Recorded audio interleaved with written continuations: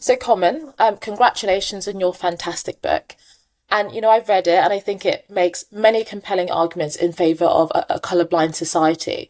What was quite striking to me was how you started in your introduction talking about the fact that race is the least important thing about a person. You write, it tells us next to nothing about them. But for us, me and you, that is true. But actually, societally, would have us believe, particularly when you think of contemporary anti-racists, or as you describe them, neo-racists, that race is absolutely everything, whether that's your tastes, your moral outlook, your political orientation, how you relate to others. I guess, why did you start with the introduction like that? How do you understand that gulf between how most people think of their interaction with people and the contemporary feeling that race is all consuming? I really feel, when I was growing up, I grew up in a liberal town in New Jersey, just outside of New York City, a very racially diverse town. It was, I grew up with friends of every single race, but I did not think of them as belonging to a race. I thought of them by their individual names and their individual characteristics, in the way that children generally default to, unless they're taught differently.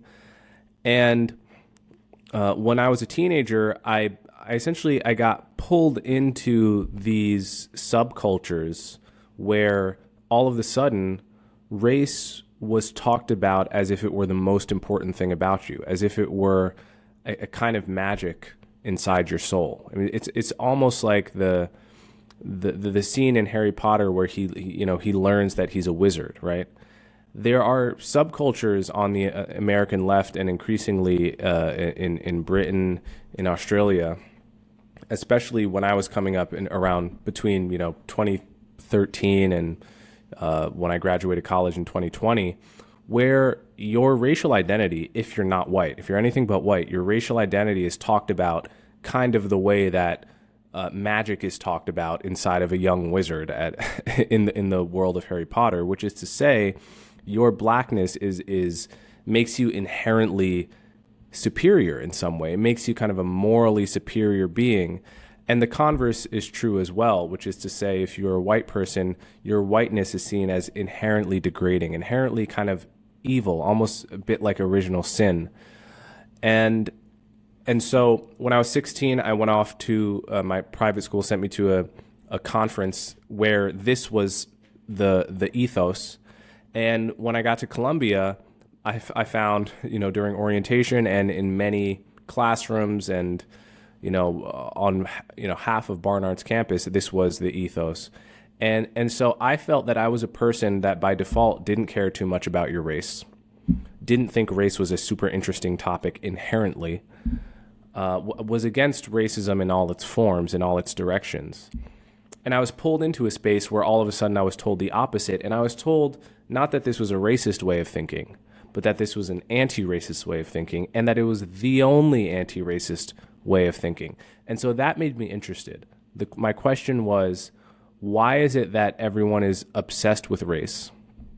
Why is it that people are ascribing particular values, particular, let's say, stereotypes to races? For instance, Robin DiAngelo in her book, she says, I strive to be less white. And by being less white, I mean being less ignorant, right? So imagine if someone said that about being black, right?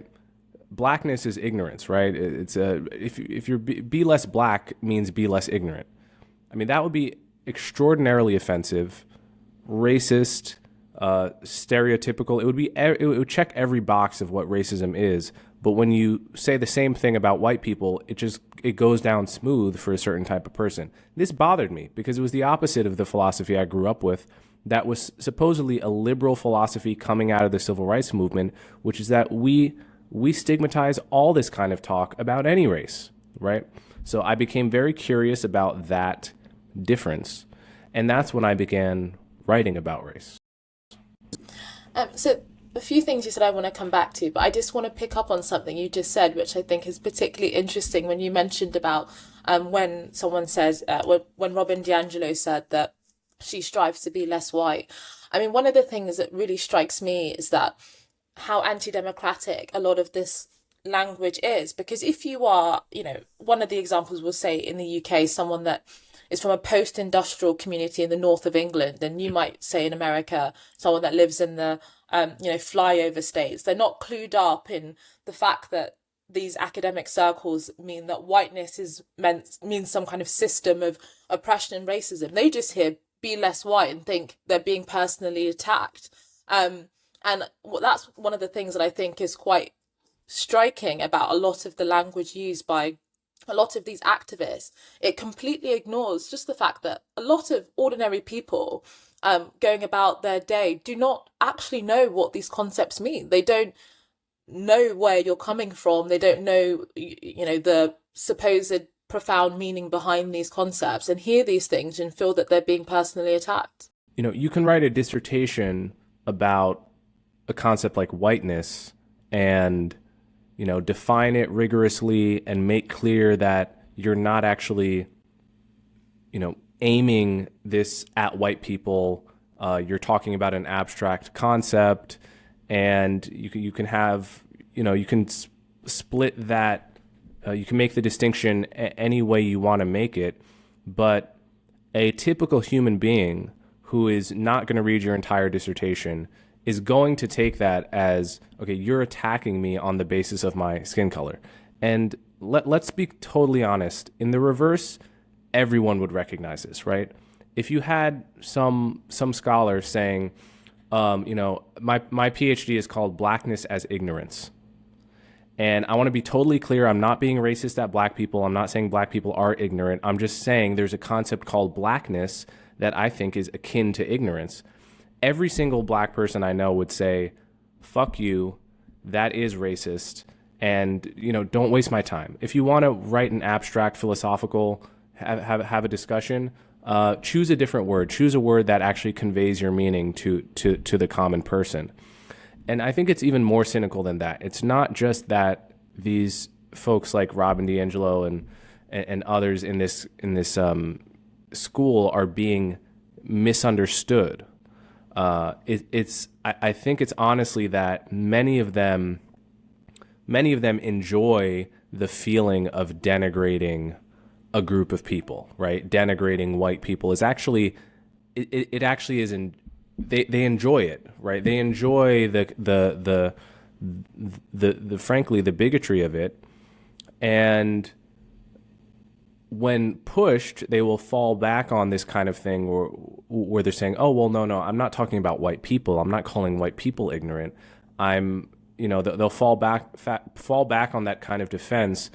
When in fact they are kind of meaning to attack people in the way that someone in the Rust Belt watching Fox News receives it as an attack. So just something that you mentioned that you referenced in your book that I wanted to come back on. It was this anecdote that you just touched upon earlier about you went to this conference and you almost for the first time got to really see how a lot of the neo-racist ideology re-understands different interactions between black and white people that might be negative or uncomfortable, that most people may not blow it into a demonstration of a huge system of structural racism.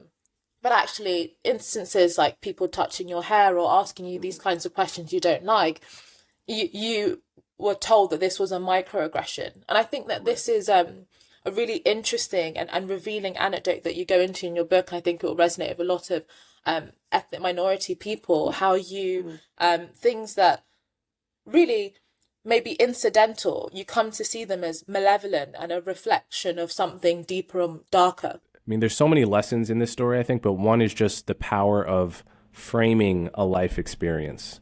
That the very same experience can be framed in very different ways, and you can come to think about it and remember it differently as a result. So basically what happened is, as I said, I grew up in a town that was very diverse. Until 5th grade, I went to public school in that town. And because it was very diverse, the fact that I had a big afro was very normal. No, there were lots of black kids. Some amount of them had afros. So the non-black kids were very used to seeing afros. It wasn't like it wasn't a big deal. They didn't really have an urge to touch it. Sixth grade, I went to a private school that was where there was very few black kids. I think there was 4 of us in an entering class of like 60.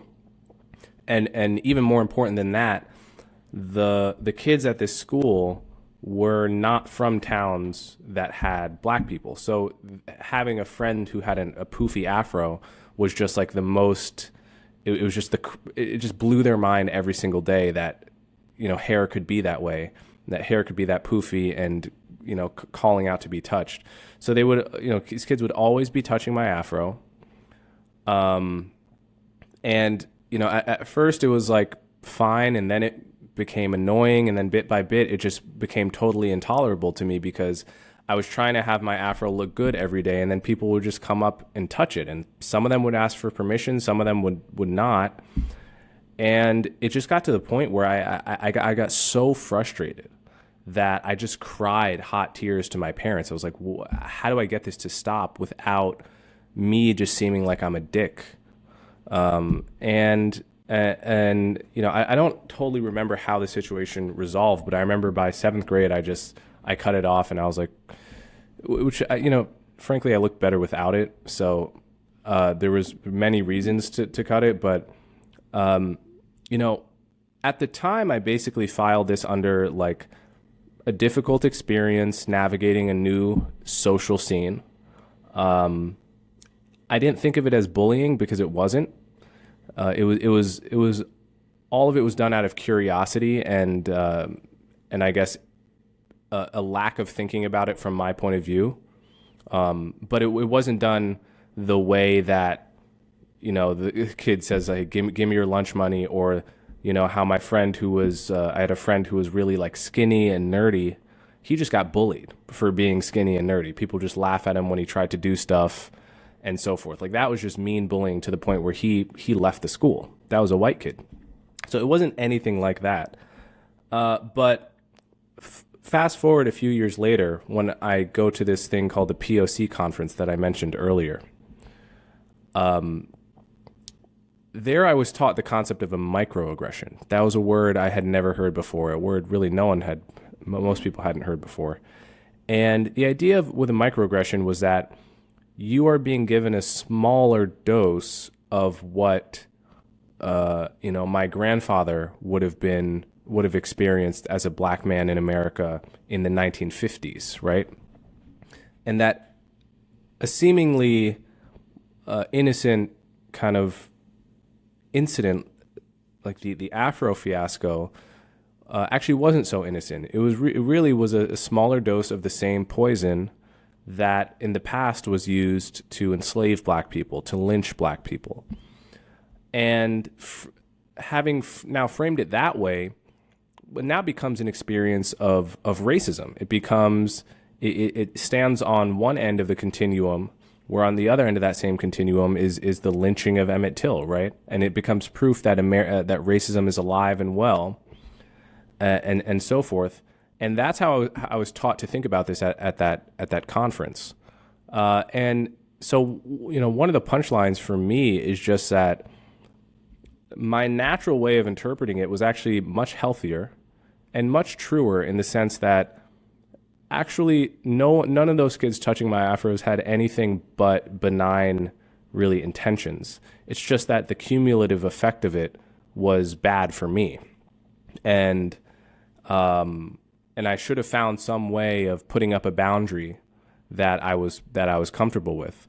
But the neo-racist movement, it basically encourages black people, people of color in general, to take these small, kind of inevitable experiences that arise during in a multicultural society, and spin them into kind of deep racist slights that end up making you as a person of color feel like all of society is against you.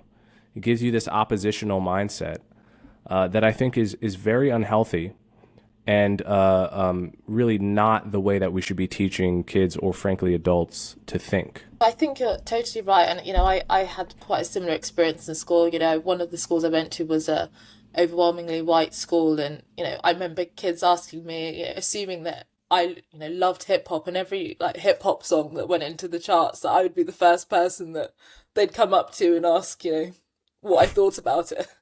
And I mean, yes, it was annoying, and yes, it was frustrating, but it wasn't this devastating kind of crisis of identity. And I think what's quite frustrating about this movement at the moment is that actually there probably are like little things that schools can do. Maybe they can just encourage kids to remember that people come from different backgrounds and make sure that you respect that. But the current movement means that schools almost feel, or any other institution feels, this huge pressure to almost completely transform every aspect of how they do things. Everybody now needs to be enact anti-racism training and take all of these classes in order to fundamentally re-understand things. There's this extreme overcorrection. And so it's not just the individual that feels that the society is against them. These institutions then feel this huge anxiety and pressure when someone says, well, actually, this is an example of deep institutional racism.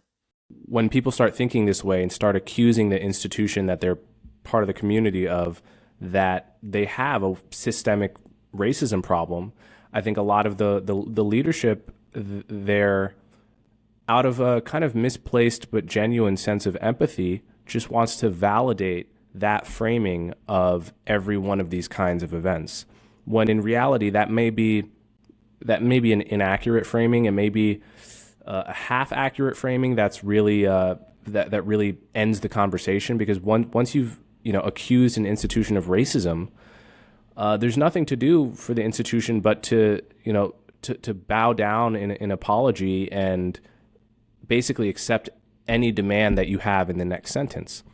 And I think we saw a lot of institutions succumb to that kind of pressure in 2020 and 2021 in the aftermath of George Floyd's death. And the effects of that in general have not led to increased racial harmony. I think it's clearly done the opposite. What would you say to those? Because I mean, loads of people are going to be listening to this, and they recognise many of the things that you're saying, but don't really feel like they have the arguments for someone that says, well, actually, bullying, general bullying against someone that has dorky glasses or ginger hair is not the same as someone picking on someone because of their race. Actually, there is this historical legacy of slavery and Jim Crow and colonialism that makes it fundamentally different in a really significant and transformative way. I mean, what would you say to someone that says that? So let me make one distinction. One is, there is something like what happened to me with my afro, which was not racist bullying. It wasn't even bullying, and it wasn't racist. It was kids who never had a friend with my hairstyle before, encroaching on my boundaries in ways that was extremely annoying to me, right? They weren't doing it because I was black. They were doing it because my hair was interesting to them, endlessly, apparently.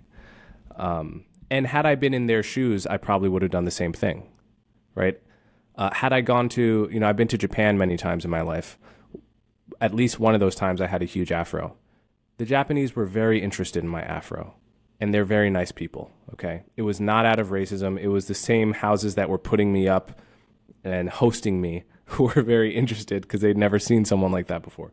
So there's that on the one hand, but then there is real racism, which is real and does happen less and less over the years, but it's impossible, in my view, to ever have a society with zero racism. It's like having a society with zero murder. It's probably not on the menu. What we can do is reduce it, stigmatize it, teach our kids to not to tolerate it, and so forth. But I would push back against it a bit. I mean, I think bullying is bullying. I know, yeah, I told a story. I knew one white kid that was bullied so bad he left the school just because he was basically skinny and nerdy.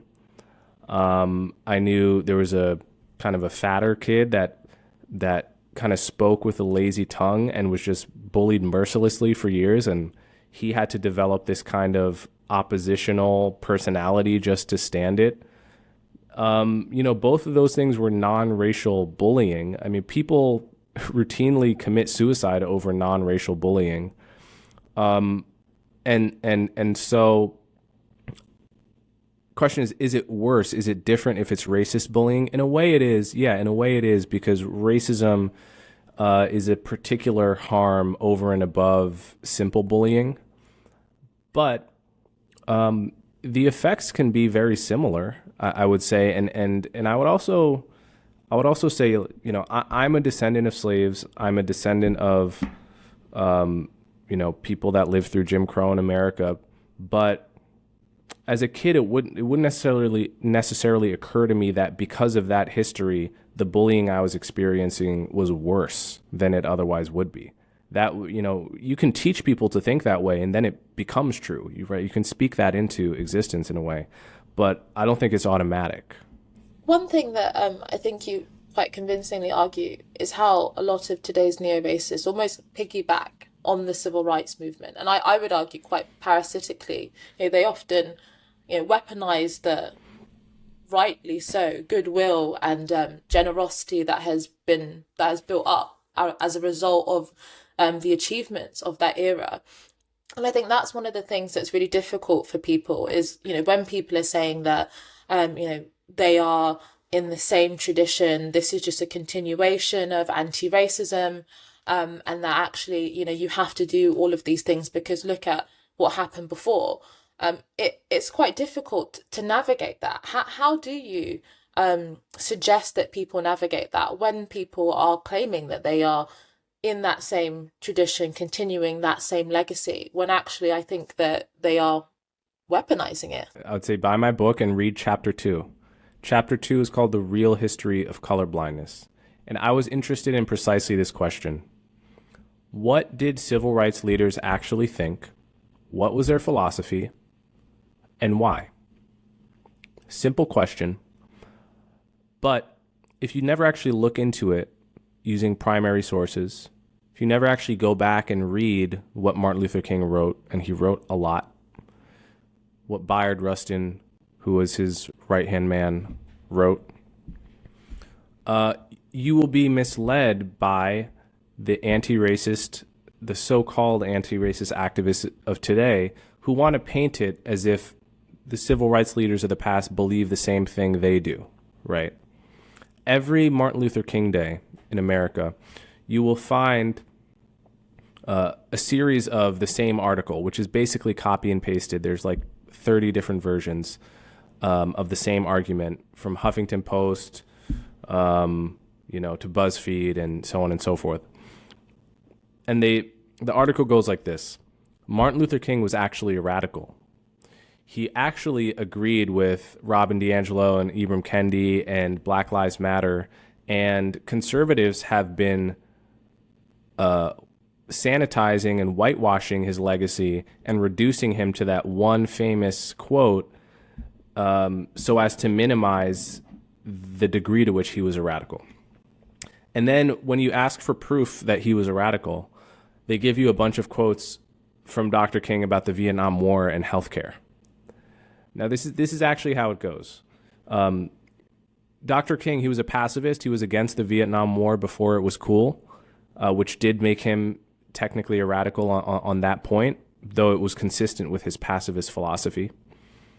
He had a Bernie Sanders style approach to the economy, or rather Bernie Sanders had a Dr. King style approach to the economy. He would have been called a democratic socialist today.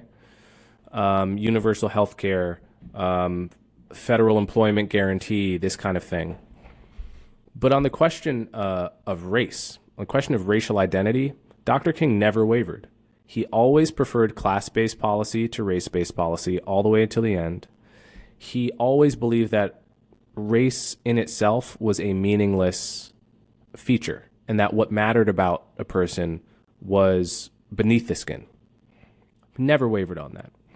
In his final book, he spent the second chapter of his final book, Where Do We Go From Here?, critiquing the Black Power movement, which was close to the BLM of his day. And he actually recommended that they change their name from Black Power to Power for Poor People, because they should be focusing on class, not race. This is what Dr. King believed. More than once in his life, he said that black supremacy would be equally evil as white supremacy. It just so happened that white supremacy was the kind of racism that was rampant in his day, that he was fighting. Now, Bayard Rustin left a huge written legacy that you can read as well. But one after another, the civil rights leaders of yesteryear, they believed in the colorblind ethos, in the sense I'm using the word, meaning treating people without regard to race, opposing racism in all its forms, opposing discrimination and reverse discrimination, and asking the government to, if they are doing social policy to help people, to do it on the basis of class and poverty, not on the basis of race. That's what they believed. And the truth is that the so-called anti-racists of today are the ones that have whitewashed that, sanitized that, because to draw attention to it would be to draw attention to the fact that they've rejected the philosophy of the civil rights movement.